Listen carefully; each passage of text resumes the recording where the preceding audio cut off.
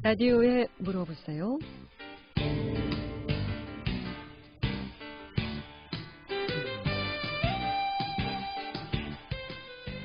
여러분 안녕하십니까? 라디오에 물어보세요. 진행의 김혜선입니다.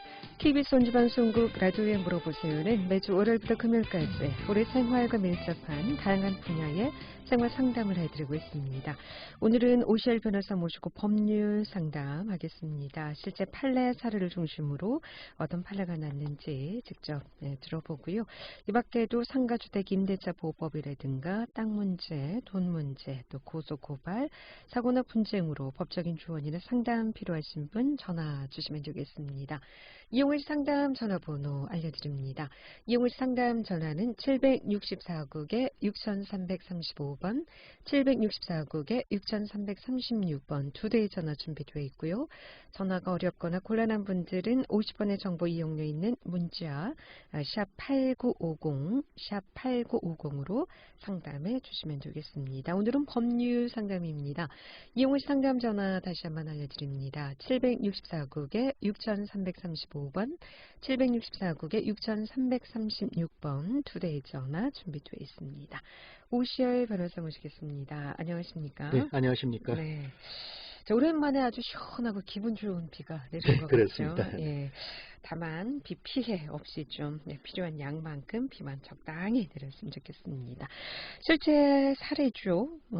저는 10개월 전 타인이 운영하던 카페를 인수해서 영업을 하고 있는데 이를 저에게 양도한 전 주인이 인근에 다른 상호로 다시 카페를 개업해 운영하고 있습니다. 이것이 법적으로 허용되는 건지, 이런 사례가 실제 있었군요. 이것도 최근에 그 법률신문에 소개된 실제 그 사례입니다. 판례를 법률신문에서 소개한 것을 제가 한번 뽑아봤습니다. 우리 상법 제41조는 영업을 양도한 경우에 다른 약정이 없으면 여기 이제 이거를 주목할 필요가 있습니다. 그 경업금지라고 하는데 다른 약정이 없으면 이렇다 했으니까 다른 약정을 했을 때에는 그 약정이 우선한다 그런 취지입니다. 양도인은 10년간 동일한 특별시, 광역시, 시군과 인접한 특별시, 광역시, 시군에서 동종 영업을 하지 못한다 이렇게 규정하고 있습니다. 그러니까 동일시가 아니라 인접한 시군에서도 된다는 것입니다. 아주 광범위하게 이렇게 되어 있습니다. 네. 그래서 지금 이제 그 양도한 사람의 영업의 자유를 아주 크게 침해할 수가 있기 때문에 이와 같은 경우 이제 그 양도 양수를 하는 당사자 사이에 어떤 다른 약정이 있을 때 예를 들어서 1년간만 동일한 영업을 하지 않기로 한다든지 아니면은 이 시에서가 아닌 다른 인접한 시는 상관이 없다든지 아니면 이 동네가 아닌 다른 마을에서는 상관이 없다. 이런 약정을 했을 때는 그 약정이 우선한다. 이런 취지입니다. 이와 같이 규정이 되어 있기 때문에 카페를 인수한 것이 타인의 영업재산을 그 동일성을 유지시키면서 일체로서 그러니까 이 부분이 중요합니다. 그 영업재산을 동일성을 유지시키면서 그 일체로서 한 덩어리로서 이전하는 행위를 영업양도라고 합니다. 이 영업양도에 해당하는 경우에는 이 상법 제11조 규정에 따라 양도인은 동일한 또는 인접한 특별시, 광역시, 시군에서 동종 영업을 하지 못합니다. 그리고 이를 어길 경우에 양수인은 양도인을 상대로 영업 금지를 청구하거나 손해배상을 청구할 수 있습니다. 근데 이제 이번에 그 소개된 이 판결례는 그 영업양도로 볼 수 없는 경우가 소개되었습니다. 그래서 그 보통 이루어지는 영업양도와 유사한 행위가 상당히 많이 있는데 그러한 경우라 하더라도 다 그게 영업양도로 그 인정되지는 않는다는 것입니다. 즉 이 경우에는 이제 그 판례의 설치를 보면 이렇습니다. 카페를 인수한 경우라 하더라도 영업재산 일체가 아닌 일부 직기만 인수했고 또 핵심 비품이나 영업에 관한 노하우 그 영업 재산을 일체로서 이전하는 데에는 영업에 관한 노하우가 이전이 필요합니다.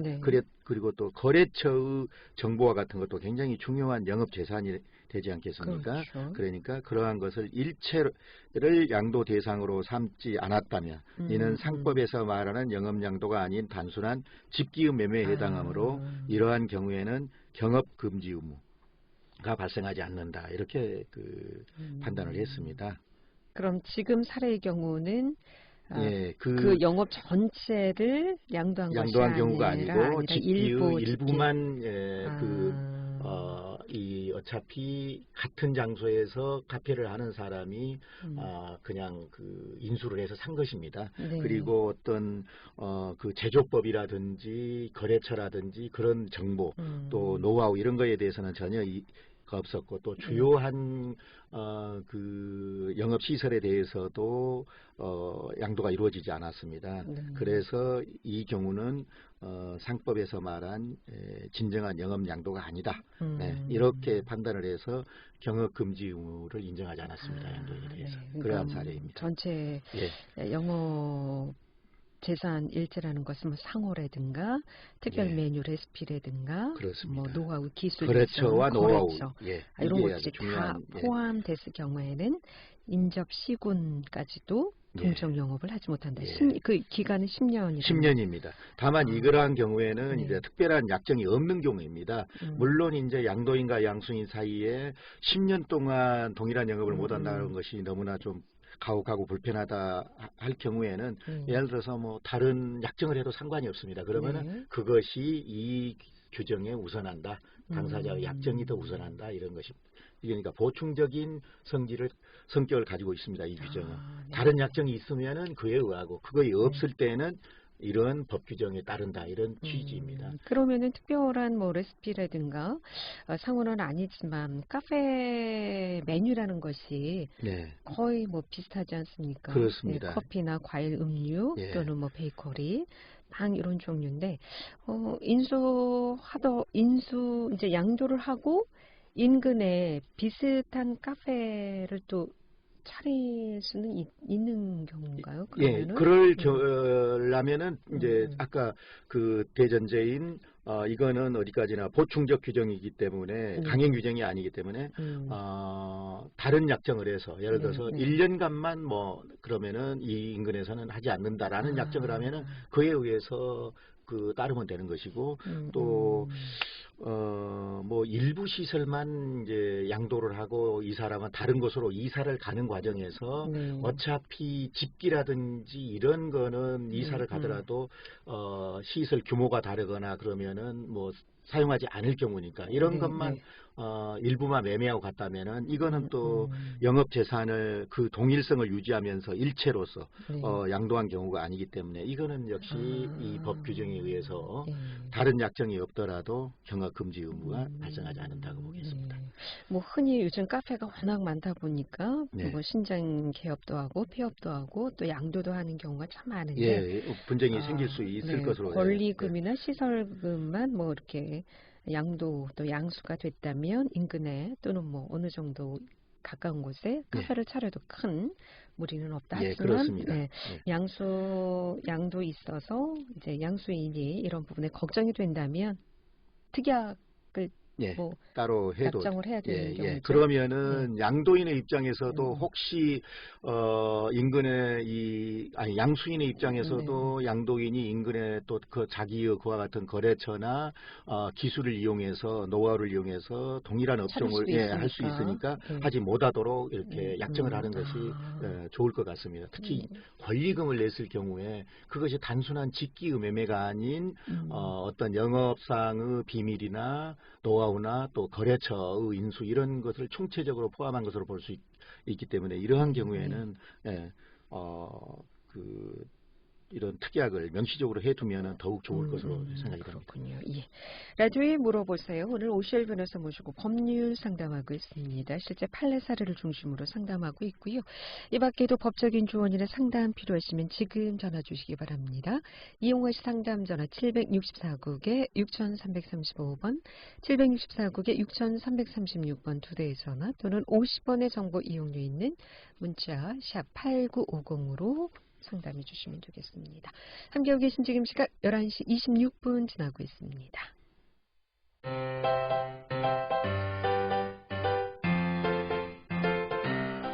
건강정보와 생활정보를 전문가가 직접 상담해드리는 라디오에 물어보세요는 매일 11시 5분부터 40분까지 생방송으로 진행됩니다. 이 방송은 KBS 원주라디오 유튜브 채널을 통해 다시 들으실 수 있습니다.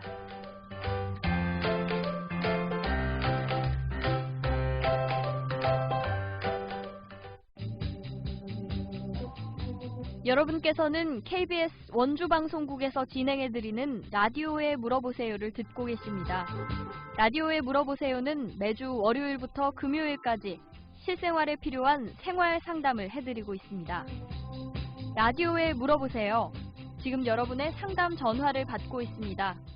전화 주실 곳은 764-6335번, 764-6336번입니다. 지금 전화 주시면 전문가와 바로 상담하실 수 있습니다. 네, 라디오에 물어보세요. 오늘 오시엘 변호사 모시고 법률 상담하고 있습니다. 실제 판례 사례를 중심으로 상담하고 있고요. 이 밖에도 주택상가 임대차 보호법이라든가 땅 문제, 돈 문제, 고소 고발, 명예훼손 모두 좋습니다. 사고나 분쟁으로 법적인 조언이나 상담 필요하시면 지금 전화 주시기 바랍니다. 764국에 6335번, 764국에 6336번 두 대의 전화 준비되어 있습니다. 다음 사례입니다. 저는 시장에서 가게를 운영하고 있는데 이웃에서 슈퍼를 운영하고 있는 지인이 물품 구입비가 급하게 필요하다고 해 1,000만 원을 빌려주고 차용증을 받았습니다. 당시 슈퍼 주인이 일주일만 쓰고 갚겠다고 해 이자를 정하지 않았는데 수개월이 지나도록 아직 갚지 않고 있어 대여금 청구 소송을 준비하고 있습니다. 이 경우 이자 약정을 하지 않았어도 이자를 청구할 수 있는지요? 라는 상담인데 먼저 전화 상담 받고 말씀 듣겠습니다. 764국에 6336번 전화 주셨습니다. 연결하겠습니다. 여보세요? 네, 안녕하세요. 네, 안녕하십니까? 예, 네. 좀 여쭤보려고요. 여기 아파트를 이제 한 채 가지고 있는데요. 예. 근데 이제 여기서 살다가 이제 다른 데로 이제 직장 때문에 이제 가게 됐어요. 근데 이제 여기 아파트를 이제 월세를 주려고 그러는데요. 네, 예. 근데 임대 사업자 등록을 해야 되는지. 그렇습니까? 이거는 세무 관련한 상담인데요. 시간에, 네, 법적인 상담이 아니라. 네. 세무예요? 네, 다음 세무 세무 시간에 네, 세무 예, 시간에 다시 전화 주시길 바라겠습니다. 네, 이 법 문제하고 세무 상담하고 많이들 좀 혼돈하시는 것 같습니다. 앞서 이제 시장에서 가게를 운영하고 계신데 옆에 이제 이웃 슈퍼 운영하시는 이웃 주민이 1,000만 원 일주일만 쓰겠다고 했는데 아직 갚지 못한 상황인데 이자 약정을 하지 않아도 이자를 좀 청구할 수 있는 상담입니다. 어떻습니까? 이자를 받을 수 있을까요? 네.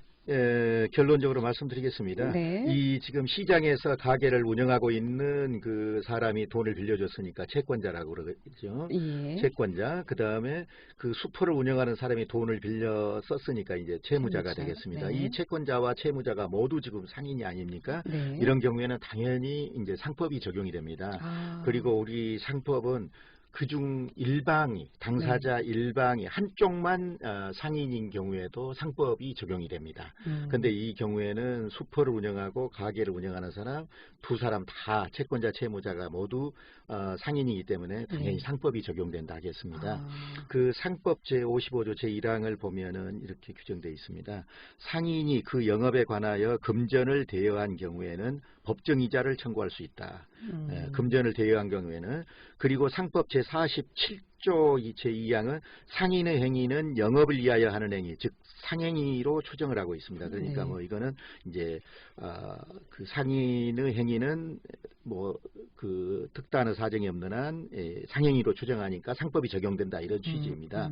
그러므로 슈퍼를 운영하는 지인이 물품 구입 자금을 차용하는 행위는 상행위로 인정되어 상법의 적용을 받으며 상법상 상행위로 인한 채무 법정 이율은 연 6%로 규정이 되어 있습니다. 상법상 이런 또 이율이 규정이 상법상 있군요. 법정 이율은 연 6%, 민법상 네. 법정 이율은 연 5%입니다. 지금 현행 이 법정 이율은. 그러면 아까 이제 이런 문제가 생기겠죠. 네. 이자 약정을 안 했는데 일주일만 쓰고 갚겠다고 해서 이자 약정을 안 했는데도 그러면 이자를 받을 수 있느냐, 네. 이런 문제가 있는데, 이 두 분이 상인이기 상인인 때문에 경우, 예, 6%. 상법이 적용될 때는 연 따로 6%입니다. 이자 약정을 따로 하지 않았다 하더라도 그 대여금에 대해서는 연 6%의 상사 법정 이율에 의한 이자 그리고 변제기가 지난 다음에 지연손해금을 청구할 수 있습니다. 예, 상담 전화 받겠습니다. 이번에 764국에 6335번 전화 주셨습니다. 연결하겠습니다. 여보세요? 여보세요? 네. 2005년부터 네. 그 2005년이면 한 15년 지났어요. 네. 그 축사에서 예. 철 공장 철 자르는 거 이렇게 하면은 시끄럽거든요. 철을 내리치는 소리도 그렇고. 예, 예. 그 시골인데 축사에서 그런 행위를 하면서 공장 허가까지 냈더라고요. 그래요? 예. 그런데 그 시골이다 보니까 예. 맨날 이제 어른들한테 뭐 막걸리도 사드리고. 예. 그래서 이제 되게 시끄러운데 노인네들은 그냥 지나가더라고요. 근데 저같이 젊은 사람들은 예. 못 견뎌서 거기서 몇 번 가서 싸우기도 하고 예. 그래서 참다가 2005년부터 막 싸움하다가 예. 서면으로 신고를 예. 하기가 좀 애매하더라고요. 이 예. 동네 사람인데 예. 보기도 맨날 보는데 그래서 작년도에 제가 이제 참다가 예. 시청에다가 민원 소송을 했어요. 예. 민원 소송을 했는데 요게 또 법적으로 되게 웃긴 게 1년에 한 번씩만 벌금을 내면은 또 할 수 있대요. 예. 무슨 취지인지 알겠습니다. 그러니까 이와 같은 경우 이제 축사에서 축사 본연의 어떤 가축을 기르는 행위에서 어떤 소음이 발생한 것은 아니고 축사를 확장한다든지 아니면 축사 옆에 다른 공자 신축 허가를 받아가지고 그 건축으로 인한 소음이 발생했다 이거죠. 네, 불법. 그와 같이 공장 신축 허가에 따라서 공장을 신축한다 하더라도 이웃 주민에게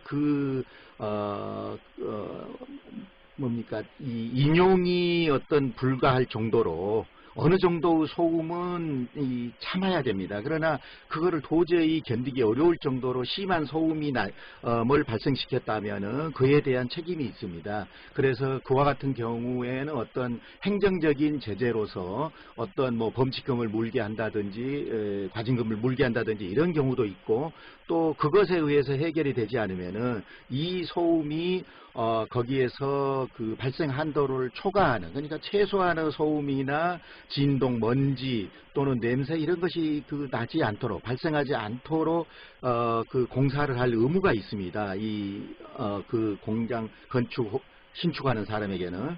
그런 경우라면은 이거를 소음을 측정을 하셔서 아마 소음을 규정된 데시벨이 주간에는 얼마 이상, 야간에는 얼마 이상, 그리고 야간에는 특별한 경우가 아니면 작업을 못하도록 되어 있습니다. 그러니까 그와 같은 어떤 규정을 초과하는 소음으로 인해서 나의 어떤 평온한 삶이 많이 방해되고 이로 인해서 내가 정신적인 어떤 고통을 받고 있다. 이러면은 그 행위를 그치도록 중지하도록 요구할 수 있는 권리도 있고 또 이미 지나가서 한 행위에 그와 같은 행위에 대해서는 위자료를 청구할 수도 있습니다. 손해배상을. 그런 이제 조치를 취하셔야 될 것 같습니다. 일단 허가가 났기 때문에 물론 이제 이게 소음 정도를 지나서 예를 들어서 더 큰 어떤 피해가 발생하는 경우라면은 공사 중지 명령이나 가처분 신청도 가능한데. 근데 매번 1년에 한 번씩 범칙금이나 그건 이제 벌금을 내면서 범칙금 그런 행정 제재 얘기고 그 소음으로 인해서 직접적인 피해를 입은 피해자에 대한 어떤 보상은 아닙니다. 그거는 별도로 그 피해에 대한 배상을 청구할 수가 있습니다. 예. 그게 이제 법은 그런데 예. 되게 그 곤란한 게 예. 사실 우리 안방에 와서 그거를 잰다래더라고요. 예, 그러겠죠. 네. 네, 안방에 와서 재고 그 사람의 그 공장으로 뭐 집값으로 얼마 재고 이러다 보면 사생활이 다 침해가 되고 그래서 예. 제가 그거는 안방에 와서 막 재고 그러면 그 사람이랑 1대1로 정말 싸움이 일어나는 거잖아요. 그죠? 근데 이제 생활을 하는데 꼭 안방에서만 생활을 하겠습니까? 안방이 아닌 다른 곳에서도 거실이나 그 기타 장소에서도 주로 생활이 이루어지는 게 거실이니까 뭐 그런 곳에서도 소음을 측정해서 그것이 초과되면은 그와 같은 소음 발생을 중단하도록 청구할 수 있고 이에 따른 손해배상을 청구할 수가 있습니다. 그러나 그런 조치를 취하지 않으면은 결과적으로 그 어느 정도 규정된 한도를 초과한 소음을 발생시켜 참을 수 없는 그런 고통을 줬다는 것에 대한 입증이 안 되기 때문에 결국 이 주장하는 바를 관철시키기 어려울 경우가 있습니다. 이런 좀 경우에는 불편하더라도 꼭 이런 과정을 거치셔야 될 것 필요할 것 같습니다. 같습니다. 예, 또 기다리시는 분이 계셔서요. 네, 고맙습니다. 다음 764-6336 연결하겠습니다. 여보세요? 네, 안녕하세요. 네, 안녕하십니까? 네, 저희 엄마한테 돈을 좀 빌려주고 예. 한 10년 전에 집을 담보로 공증을 받아놓은 게 있어요. 예. 네, 근데 그 엄마로부터 이자를 받거나 그래 본 적이 없는데 예. 예를 들어서 어머니 돌아가시기 전에 청구를 한다든가 또는 지금 살고 계시는 집이라 예. 돌아가신 후에 청구를 하게 되면 그 이자 부분도 받을 수 있는지 여쭤보느라고요. 지금 이제 10년 전이면은 조금 문제가 될 수 있습니다. 물론 이제 네. 예, 어머니와 자식 간에도 그와 같은 금전거래는 있을 수 있으니까 상관없습니다만은 네. 돈을 이제 증여가 아니고 대여를 하고 그것을 공증을 했다 하셨죠. 그런데 네. 지금 그 사이에 수시로 뭐 이자를 받았다든지 아니면은 그 네. 10년이 그대로 지나가기 네. 전에 그 사이에 뭐 지불각서를 받았다든지 뭔가 이런 시효 중단 행위를 하지 않은 경우에는 금전채권이 소멸시효가 완성돼서 그 시효로 소멸할 수 있습니다. 예. 그 기간이 얼마예요? 그거는 10년입니다. 변제기로부터 10년입니다. 10년 전에 빌려줄 때 뭐 한 달이라든지 각서를 받아야 되는 건가요? 그렇습니다. 그 10년이 지나기 전에 언제까지 갚겠다는 각서를 받으면 그때부터 다시 또 10년입니다. 네. 또 하나가 제가 방송 시간이 다 돼서요. 더 상담이 필요하시면 전화 끊지 말고 기다리시면 통화 가능하겠습니다. 고맙습니다. 네. 예, 상담 전화는 좀 미리미리 전화 주셔서 상담 받으실 수 있었으면 좋겠고요. 오늘 여기까지 듣겠습니다. 네, 감사합니다. 예, 고맙습니다. 라디오에 물어보세요. 오늘 오시엘 변호사 모시고 법률 상담 함께 했고요. 내일 이 시간에는 함경정 정형외과 함경정 원장 모시고 정형외과 질환 상담하도록 하겠습니다. 함께 해주신 여러분 고맙습니다. 안녕히 계십시오.